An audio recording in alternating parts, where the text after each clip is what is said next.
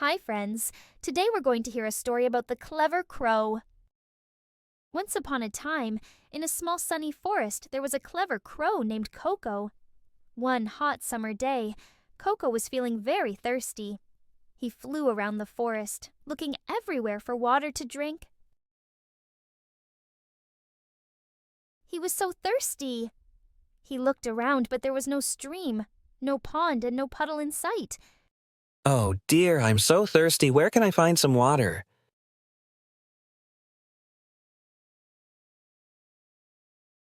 Coco continues to fly around, searching high and low. He flies over to a group of forest animals, a friendly squirrel named Sammy, a curious rabbit named Ruby, and a wise old owl named Ollie. Hello, friends. Have you seen any water nearby? I saw a puddle earlier, but it dried up so quickly in this heat. I found a tiny bit of water in the leaves, but it wasn't enough to drink. The heat has dried up much of the forest, but keep searching, Coco. You're smart. I know you'll find a way. Even though his friends had no water, Coco didn't give up. He knew he had to keep looking. As he flew further, Coco's eyes widen as he spots a tall, old pot sitting by a tree. He flaps his wings excitedly and quickly flies down to the pot and saw a little bit of water at the bottom of the pot. Water! I see water! Oh no, the water's too low. How will I ever drink it? Coco thought and thought. He couldn't reach the water with his beak, but he didn't want to give up. What could he do? That's it. I have an idea. Coco had a clever idea. He started dropping pebbles into the pot, one by one, and each time the water rose a little higher. Come on, Coco, keep going. It's working. It wasn't easy. Coco had to be patient and keep going, even when he felt tired. He knew that sometimes good things take time.